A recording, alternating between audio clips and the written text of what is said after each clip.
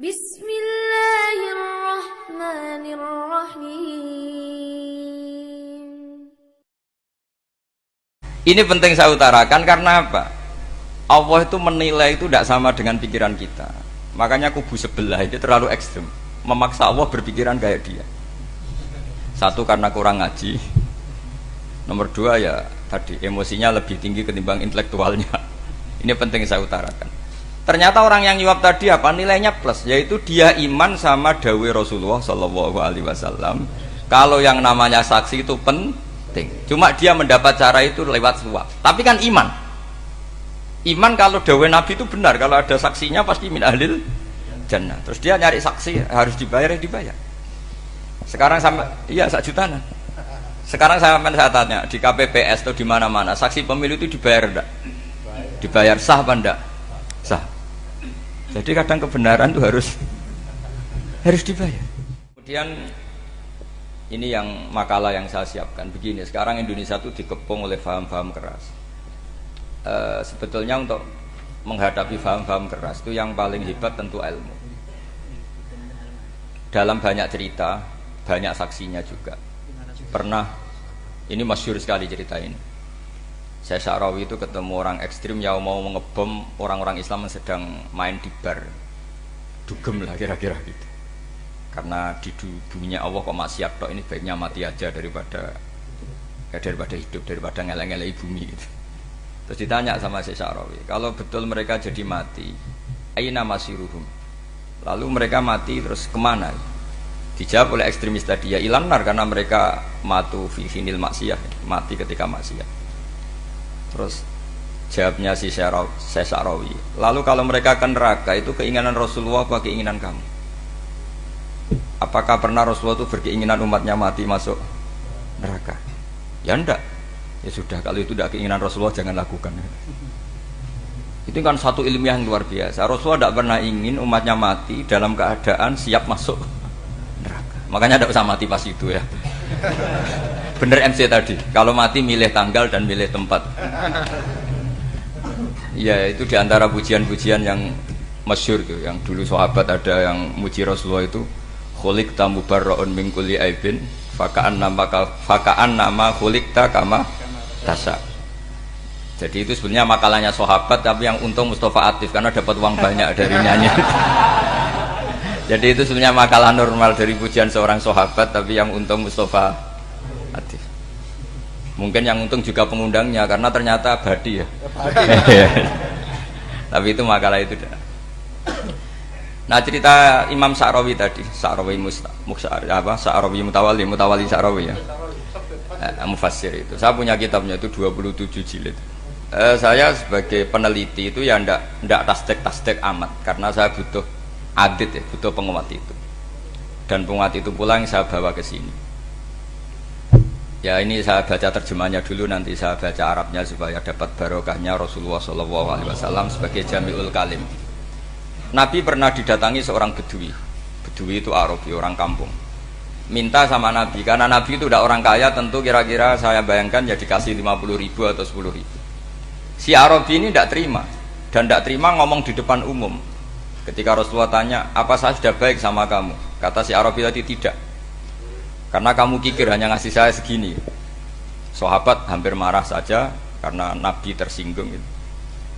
Tapi Nabi lalu mengajak orang itu ke dalam rumah. Kira-kira kalau Indonesia mungkin ditambah 200.000 atau 300.000. Kemudian, apa ini cukup? Ya cukup. Kamu sudah puas? Ya puas. Fajazakallahu min ahlin wa asyiratin. Dipuji-puji Nabi. Kemudian kata Rasulullah, ayo kita keluar. Keluar nemuin khalayak begini. Khalayak rame tadi. Kamu tadi mengkritik saya, menghujat saya di depan umum. Maka kamu sekarang harus memuji saya di depan umum supaya clear. Akhirnya mau dia, oke kita mau. Akhirnya muji-muji bahwa Muhammad orang baik, dermawan gini. Setelah itu dia pulang. Hebatnya Rasulullah ketika pulang kata Nabi begini, sabda Nabi gini, kalau saja dia pas benci saya itu kok mati. Saya ulang lagi, kalau saja dia pas komentari saya buruk tadi kok mati, maka dia mati sebagai min ahlin nar, karena berstatus pencaci maki Nabi. Akhirnya dia muji Nabi itu lewat disuap, lewat dikasih uang lagi, dikasih uang lagi. Lu itu sudah sah. Jadi saking baiknya Allah, Islam suapan itu juga sah. Itu kan muji Nabi itu karena disuap. Makanya ini penting. Sehingga dalam khazanah Islam itu memang agak aneh-aneh. Jadi di antara ceritanya dalam hukum-hukum Islam itu ada orang fasiknya minta ampun, tapi minta karena iman sama hadis bahwa nanti kalau ada orang mati disaksikan orang dua, apalagi kalau empat min ahlil jannah, maka dia min ahlil jannah. Itu dia fasiknya minta ampun, nyewa orang. Nanti kalau saya mati bilang saya orang baik. Betul. Setelah dia mati bayar. Oh, ini baik, ini baik. Satu kampung nggak ada yang percaya ini saksi bohong. Tapi sama Allah diampuni karena kesaksian suapan. Lalu berarti jenengan ngalalo suap ya ndak, saya ndak ngalalo suap, ngalalo sedekah. Karena sekarang kalau ada caleg bayar katanya sedekah. Ya sedekah terpaksa. Ini penting saya utarakan karena apa? Allah itu menilai itu tidak sama dengan pikiran kita. Makanya kubu sebelah itu terlalu ekstrim, memaksa Allah berpikiran kayak dia. Satu karena kurang ngaji, nomor dua ya tadi emosinya lebih tinggi ketimbang intelektualnya. Ini penting saya utarakan. Ternyata orang yang nyuap tadi apa nilainya plus, yaitu dia iman sama dawuh Rasulullah Shallallahu Alaihi Wasallam.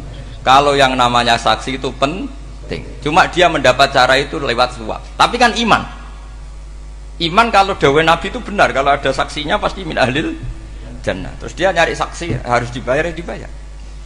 Sekarang sampai iya 1 juta. Sekarang saya tanya di KPPS atau di mana-mana saksi pemilu itu dibayar enggak? Dibayar sah apa enggak? Sah. Jadi kadang kebenaran itu harus dibayar. Ini penting saya utarakan karena ada orang perempuan cantik dirayu, digaji supaya main di niklab, dibayar jadi orang maksiat. Lalu mungkin ada ustadz gaji dia, bayar dia supaya mondok. Gak tahu terusannya apa, terus diwahyuh apa enggak tahu saya. Pertanyaannya ketika kamu bayar kemudian jadi santri, itu kamu dosa nyuap apa dosa sedekah membiayai proses kebenaran? Sedekah. Tapi kalau yang bayar untuk jadi pegawai niklab maka membiayai kemaksiatan. Maka pembiayaan ini penting secara fikih, arahnya kemana? Ke hak apa ke batil? Sehingga di Fathul Mu'in diterangkan misalnya ada orang layak jadi pemimpin dan kemudian rivalnya itu orang yang menyesatkan atau calon perusak bangsa, ya maka calon pemimpin yang soleh itu wajib berkompetisi meskipun bibadlil mal. Karena kalau yang memimpin orang fasik kampung ini rusak. Kalau yang memimpin orang soleh kalau nggak bayar juga nggak jadi, maka wajib bayar. Lah yang soleh bayar ini berstatus sedekah, tapi yang batil ini berstatus suap. Kenapa demikian? Karena yang namanya riswah atau ada yang baca ruswah adalah pembayaran untuk mengehakkan barang batil dan membatilkan barang hak. Sementara pembiayaan orang soleh adalah untuk memperkuat hak. Nah orang tuh nggak tahu, yang ngajinya tidak hatam-hatam tuh taunya pokoknya ar-rosi wal murtasi benar. Tapi nggak pernah mikir lalu definisi riswah atau ruswah itu apa? Ini bukan provokasi supaya semua calon bupati, gubernur nyuap enggak. Hanya nyuruh mereka sedekah saja. Jadi kalau enggak jadi, tapi sedekah betul ya, kalau enggak jadi ya tetap ikhlas dari awal memang sedekah. Lah soal gremeng ya bawaan manusia gitu ya. Ya enggak apa-apa namanya tetap gremeng. Ini penting saya utarakan, makanya menurut saya itu bangga dengan Pak Hamid karena sepupu mbah saya itu karena alimnya. Meskipun banyak orang mensifati beliau wali dan memang wali betul, tapi saya tetap menstatuskan beliau orang alim yang dari kelaziman alim itu beliau wali. Jangan dibalik, wali dulu baru alim. Karena dalam beliau orang Lasem dan kaidah di Lasem itu fakullu alimin waliyullah walaysa kullu waliillah aliman. Jadi kalau kaidah di daerah Jawa Tengah itu semua orang alim pasti wali, tapi kalau wali tidak mesti alim. Sehingga kalau menstatuskan alim itu keren, kalau di Jawa Tengah status alim itu keren. Dan soal keramat yang kaitannya dengan Mbah Mun itu masyhur itu dulu ketika Mbah Hamid santai-santai sama Pak Detaibur sama keluarga lah. Beliau mau istirahat, kemudian yang datang Kiai Maimun, Mbah Mun zaman itu masih dipanggil Gus. Sopo Pur, ada Pak Tefur di situ. Kata Pak D Tefur, saya kalau manggil Pak D itu Gus Mun. Dan itu Pak Hamid ngendikan rojulun alimun waliwah. Itu orang lelaki yang alim yang waliwah. Jadi beliau muji Mbah Mun juga alimun dulu, rojulun alimun wali. Ini penting saya utarakan karena kesanatan keilmuan beliau jelas dari beberapa keluarga di Lasem. Karena di daerah Fakhriyah itu yang tempat lahirnya Pak Hamid juga lahirnya Mbah saya. Itu mbah-mbahnya sudah orang alim, termasuk Kiai Sidik Jember itu juga lahirnya di kawasan pondoknya Pak Hamid Fakhriyah. Kemudian Kiai Sidik punya anak yang namanya Ahmad Sidik yang jadi apa? Rois Am yang sekarang ada Gus Wirjon macam-macam itu semuanya juga keluarga Lasem.